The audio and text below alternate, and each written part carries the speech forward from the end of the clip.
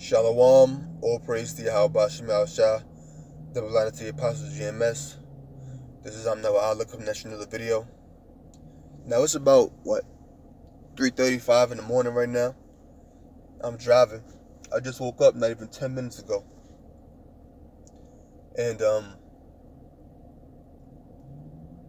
before I went to bed, I can't even say went to bed because I really just fell asleep.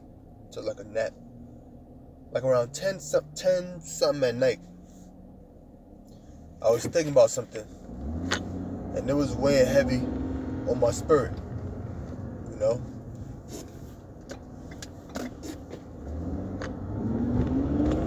And what I was thinking about it heavily, you know.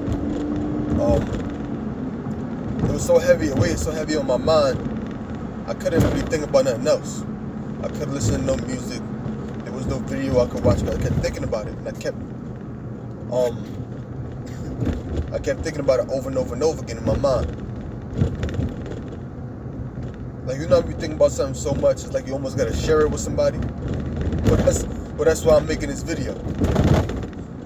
But anyway, and if you can't tell, I'm driving right now, so I'll be quoting scriptures, but I don't want to actually have a Bible in my hand. I got a Bible in my car and use my phone, of course, but I won't be quoting that much scriptures because, you know, I don't got a Bible in my hand. I'll quote scriptures, but I won't really bring them out. You know, won't be reading it verbatim, so to speak. But anyway, the so-called, I'm saying to myself, you so-called Negroes ain't African, man. And this is what it was that I kept thinking. I'm like, you so-called American Negroes are not African, man. And I started to tally up the obvious proofs about a so-called American Negro is not African. Like, for example, if the so-called American Negro is African,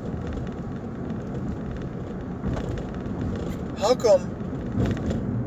Look at the NBA. The NBA, the NFL is dominated by so-called American Negroes. If we're supposed to be African, then doesn't it stand to reason that the Africans in Africa should possess the same talents that we possess? After all, we're supposed to be African, right? They're our African brethren, so-called. So doesn't it stand to reason that the Africans in Africa should possess the same talents that the so-called Negroes here in America possess? So shouldn't there be a mass influx of talent coming out of Africa and going to the NBA? A mass influx of talent coming out of Africa, going into the NFL? Oh, you know, Africans is poor, they don't really got the resources. Listen to all that BS, man. They ain't got the talent. Somebody said, oh, they don't got the resources. Like they don't got basketballs in Africa. You give a so-called Negro a basketball, they gonna start doing AN1. Remember AN1? Give a so-called Negro basketball, they're gonna make the Harlem Globetrotters back in the days. So don't give them none of that. They don't got no resources crap. That's an excuse. There should be a mass influx of talent coming out of the continent of Africa and going into the NBA. Because if we're supposed to be Africans, it only makes sense that they possess the same talents that we possess. Now, obviously, every so-called Negro in America don't got the same talent. But if Africa is the continent that we're from, it only makes sense that you would have great NBA players coming out of Africa left and right. Because if we're from the continent of Africa, in countries all over Africa, you should have these great NBA players rising up, man. These great NFL players rising up. But notice they ain't coming. Because them and us are two completely different people. The Most High, the Heavenly Father, Yahweh, has bestowed upon us these gifts. Because we're his chosen people. See, a black person would quick to say, yeah, white man can't jump. Remember that movie, White Man Can't Jump? That came out in 1992? What was it, Woody Harrelson and Wesley Snipes? Remember that movie?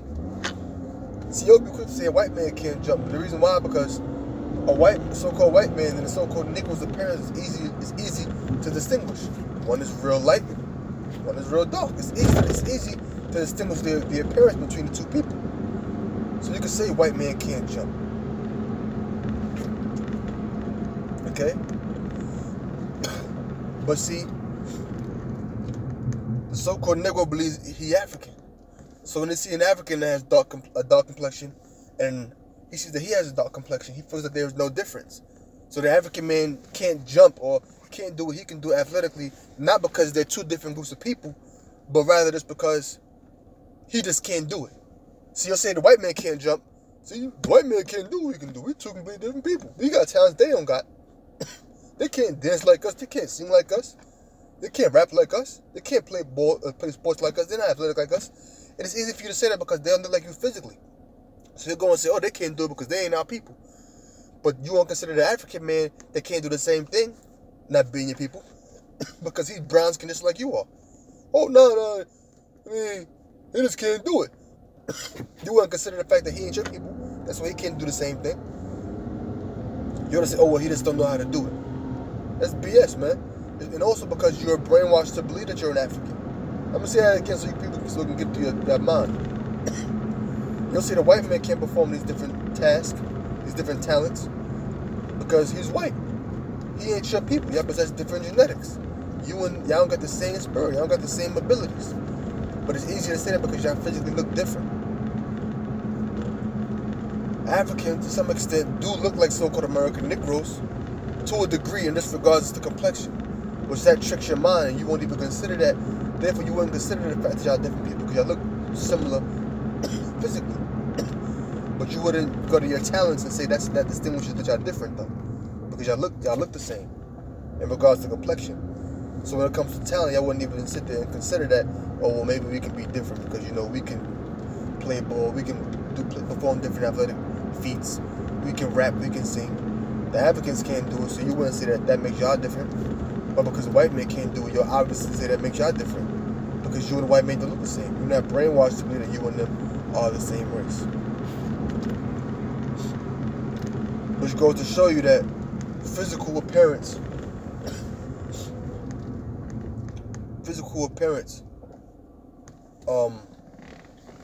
doesn't always distinguish two groups of people being different.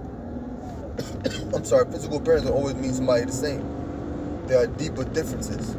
So continuing on, there should be a mass influx of great basketball players coming out of Africa left and right, left and right, left and right, over and over and over again. There should be these great ball players coming out of Africa.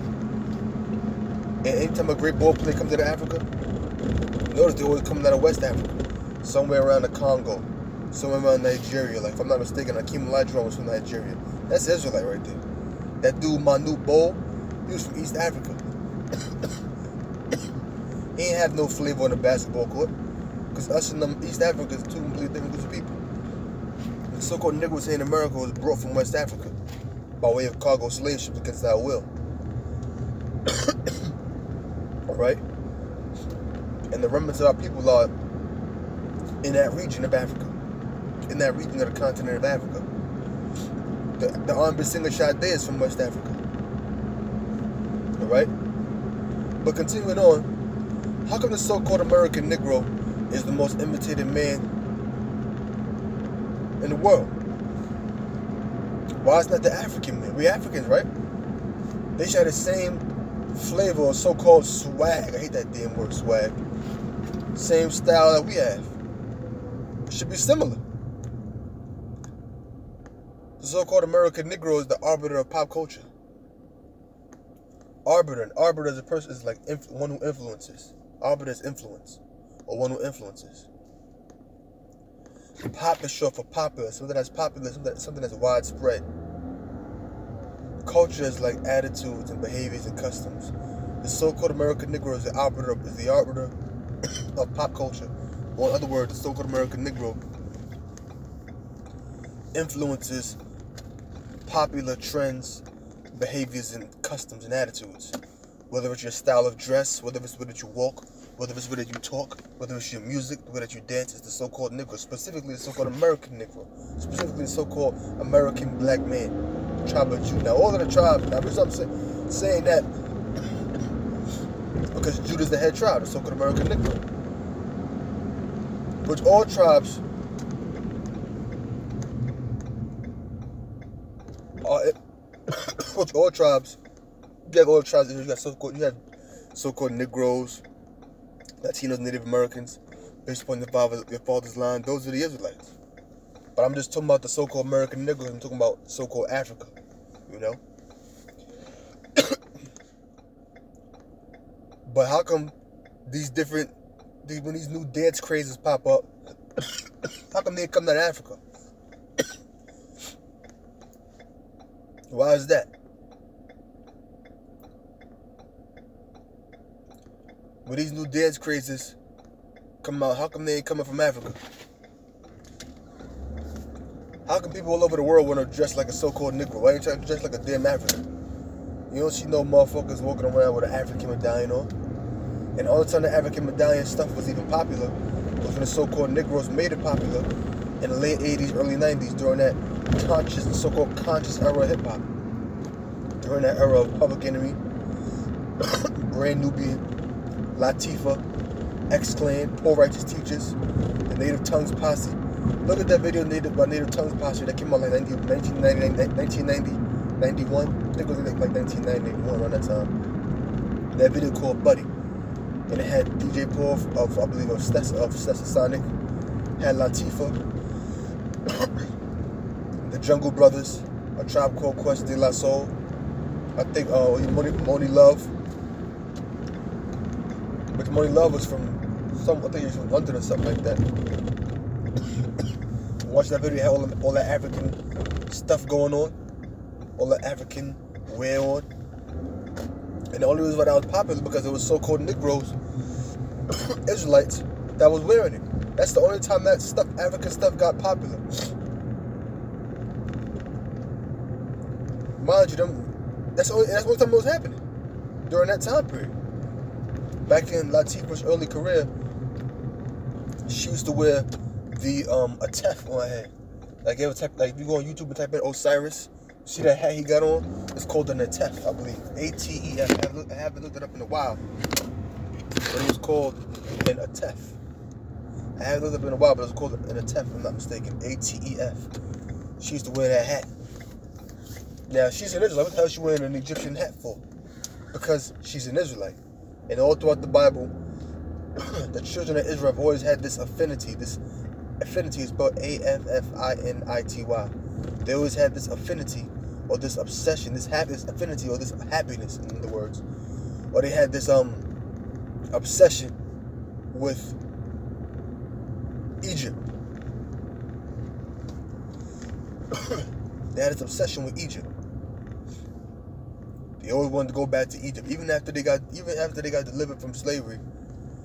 When Moses, through the power of the Most High, split the Red Sea, the children of Israel still wanted to go back to Egypt.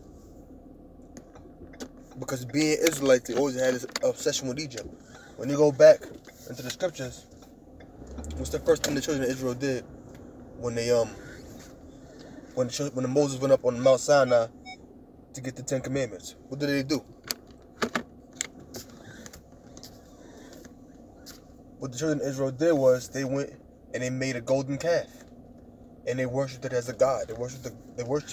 They made a golden calf to worship a god that they worship in Egypt. That's what they did, because they always had this desire to go back to Egypt. All right, they always had the desire to go back into Egypt. They loved some goddamn Egypt. All right. They said, Moses, you brought us from Egypt so that we could die here in the wilderness. Egypt, they had leeks, and they had all these different things. With leeks is like a vegetable. They had all these different things. They had all these different things that in Egypt that children of Israel desired. And they wanted to go back.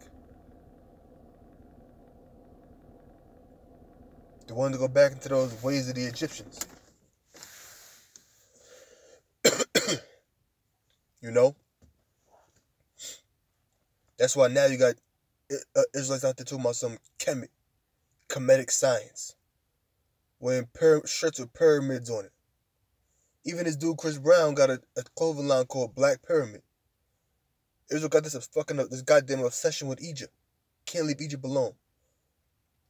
Even in Jeremiah, Israelites want to go back into Egypt. I think that's like around Jeremiah 40th or 41st chapter or 44th chapter. You had Israelites that literally wanted to go back to Egypt, even though they was told not to. You know? And when you go into the scriptures, the Bible tells you in the book of Deuteronomy, the 44th chapter. I stopped driving, so I'm going to bring something out. I said Deuteronomy, the 44th chapter. As a matter of fact, let me see something real quick.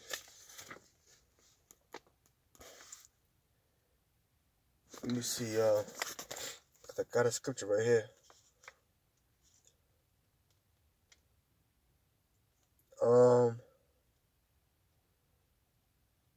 See if I can find something real quick.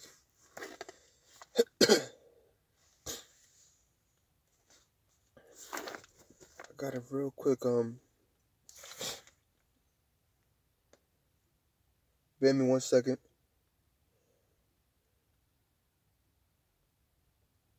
Okay. This is Jeremiah 42.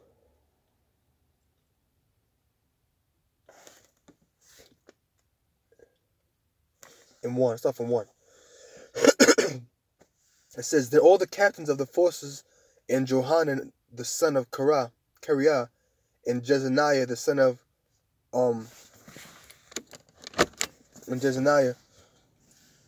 the son of Hoshea, and all the people from the least even unto the greatest came near, and said unto Jeremiah the prophet, Let we beseech thee, our supplication be accepted before thee, and pray for us unto the Lord thy power, give even for all this remnant. For we are left but a few of many as thine eyes do behold us. That the Lord thy power may show us the way wherein we may walk, and the thing that we may do. Then Jeremiah the prophet said unto them, I have heard you. Behold, I will pray unto the Lord your power, according to your words, and it shall come to pass that whatsoever thing the Lord shall answer you, I will declare it unto you. I will keep nothing back from you. Then said they to Jeremiah, The Lord be a true and faithful witness between us, if we do not even according to all things for which the Lord thy power shall send thee to us. So you had these captains of the forces, Johanan the son of Kareah, and Jezaniah the son of Hoshea, and all the people from the least even to the greatest came near. They came to Jeremiah, and they asked, basically to Jeremiah, ask the Lord something for us. Okay? Ask the Lord, basically what he wants us to do. Pray unto the Lord for us, according to your words. But we're going to do according to all the things that the Lord tell you. So it said, verse 6, Whether it be good or whether it be evil, we will obey the voice of the Lord our power, to whom we send thee, that it may be well with us, when we obey the voice of the Lord our power. And it came to pass after 10 days that the word of the Lord came unto Jeremiah. 10 days later, the word of the Lord came unto Jeremiah. And it said, Then called he Johanan the son of Kareah, and all the captains of the forces which were with him, and all the people from the least even to the greatest, and said unto them, Thus saith the Lord, the power of Israel, unto whom ye sent me to present your supplication before him. If ye will still abide in this land, then will I build you, and not pull you down. And not pull you down. And I will plant you, and not pluck you up, for I repent me of the evil that I have done unto you. Be not afraid of the king of Babylon, of whom ye are afraid. Be not afraid of him, saith the Lord, for I am with you to save you, and to deliver you from his hand. And I will show mercies unto you, that he may have mercy upon you, and cause you to return to your own land. So this is during the time period of Babylonian captivity. So basically, what the Most High has told Jeremiah is, remain here in his land, and I will not pull you down. I will plant you, and I'm not going to pluck you up. Don't be afraid of the king of Babylon, who you're afraid of. All right? I'm with you to save you and to deliver you from his hand. Okay? And he said, I will show mercies unto you, and I'm going to make him show mercy upon you, and let you return back to your own land. So this is what they were being told. The children of Babylon was going to take them captive, but the Most High was going to show mercy upon them, and was going to make the king of Babylon show mercy upon them, and was going to allow them to go back to their own land. Now check this out. But if you say we will not dwell in this land, neither obey the voice of the Lord your power, saying, no, we will go into the land of Egypt, for we will see no war, nor hear the sound of the trumpet, nor have hunger of bread, and there will we dwell. See that? They wanted to go back. And now therefore hear the word of the Lord, ye remnant of Judah, that saith the Lord of hosts, the power of Israel, if ye wholly set your faces to enter into Egypt, and go to sojourn there, then it shall come to pass that the sword which ye feared shall overtake you there in the land of Egypt, and the famine whereof ye were afraid shall follow close after you there in Egypt, and there ye shall die. So if you choose to go to Egypt, everything that you're afraid of is going to follow you. What you're afraid of to experience, you're going to experience there in Egypt, the place where you where you're going to, where you're trying to go to for safety. So shall it be with all the men that shall set their faces to go into Egypt, to sojourn there. They shall die by the sword, by the famine, and by the pestilence, and none of them shall remain or escape from the evil that I will bring upon them. For thus saith the Lord of hosts, the power of Israel, as mine anger and my fury have been poured forth upon the inhabitants of Jerusalem, so shall my fury be poured forth upon you, when ye shall enter into Egypt, and ye shall be in execration, and an astonishment, and a curse, and a reproach, and ye shall see this place no more. And the Lord hath said concerning you, O ye remnant of Judah, go ye not into Egypt, know certainly that I have admonished you this day. For ye dissembled in your hearts when ye sent me unto the Lord your power, saying, pray for us unto the Lord our power, and according unto all that Yahweh our power shall say, so declare unto us, and we will do it. And now I have this day declared it unto you, but ye have not obeyed the voice of the Lord your power, of Yahweh your power, nor anything for the which he hath sent me unto you. Now therefore know certainly that ye shall die by the sword, by the famine, and by the pestilence in the place whither ye desire to go and sojourn. Okay. Now I'm going to jump to verse 44. Chapter 44. So they didn't hearken unto Jeremiah. Jeremiah 44. Jeremiah 44:1. The word that came to Jeremiah concerning all the Jews which dwell in the land of Egypt, which dwell at Migdol, and at Taphanes, and at Noph, and in the country of Pathros, saying, thus saith Yahweh of hosts, the power of Israel, ye have seen all the evil that I have brought upon Jerusalem and upon all the cities of Judah. And behold, this day they are a desolation, and no man dwelleth therein. I'm going to jump down to verse 12. No, verse 11. Therefore thus saith the Lord of hosts, the power of Israel, behold, I will set my face against you for evil, and will cut off all Judah. And I will take the remnant of Judah that have set their faces to go into the land of Egypt, to sojourn there, and they shall be consumed, and fall in the land of Egypt. They shall even be consumed by the sword and by the famine, and they shall die, from the least even to the greatest, by the sword and by the famine, and they shall be in execration, and an astonishment, and a curse, and a reproach. For I will punish them that dwell in the land of Egypt, as I have punished Jerusalem by the sword, by the famine, and by the pestilence, so that none of the remnant of Judah which are going to the land of Egypt to sojourn there shall escape or remain, and they shall return, and that they should return into the land of Judah, to the which they have a desire to return to dwell there, for none shall return but such as shall escape. That was the result. I could read verse. I thought, I might as well read the 43rd. So now you know what happened in the end. But let's go to what happened in the middle. In the 43rd chapter. I wasn't planning on reading this because I wanted to go into something else. But I'm gonna read 43 anyway.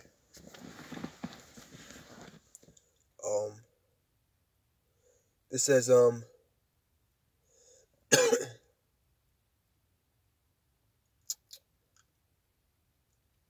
it shall come to pass, Jeremiah 43:1, it shall come to pass that when Jeremiah had made an end of speaking unto all the people, all the words of the Lord their power.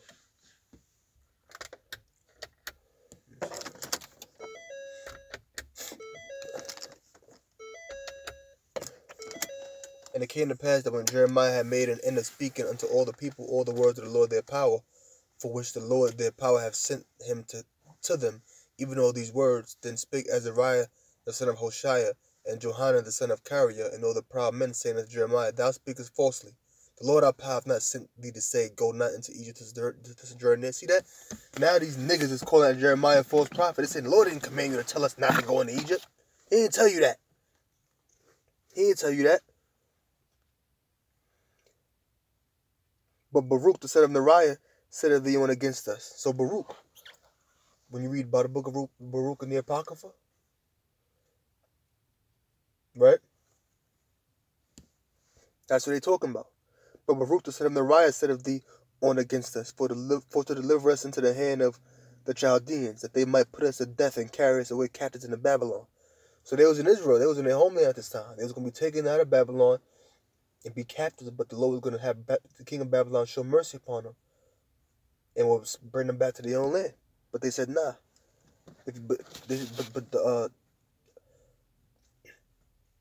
the Lord commanded them to go into Egypt. See? Because they ain't want to believe.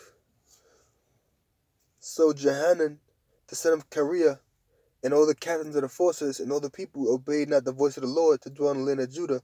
But Johanan, the son of Kareah, and all the captains of the forces took all the remnant of Judah that were returned from all nations, whether they had been driven to dwell in the land of Judah, even men and women and children, and the king's daughters, and every person that Nebuzaradan, the captain of the guard, left with Gedaliah, the son of Ahikam, the son of Shaphan, and Jeremiah the prophet, and Baruch the son of Neriah. So they came into the land of Egypt, for they obeyed not the voice of the Lord. Thus came down they even to Taphanes. Then came the word of the Lord unto Jeremiah and Taphanes, saying, Take great stones in thine hand, and hide them in the clay, which is at the entry of Pharaoh's house in Taphanes, in the sight of the men of Judah, and say unto them, Thus saith the Lord of hosts, the power of Israel, Behold, I will send and take Nebuchadnezzar, the king of Babylon, my servant, and he will spread his royal pavilion over them. And when he cometh, he shall smite the land of Egypt, and deliver such as are for death to death, and such as are for the captivity to captivity, and such as are for the sword to the sword. And I will kindle a fire in the houses of the gods of Egypt, and he shall burn them, and carry them away captives. And he shall array himself with the land of Egypt, as a shepherd putteth on his garment. And he shall go forth from thence in peace. So he was going to go to Egypt. He was going to go to Egypt.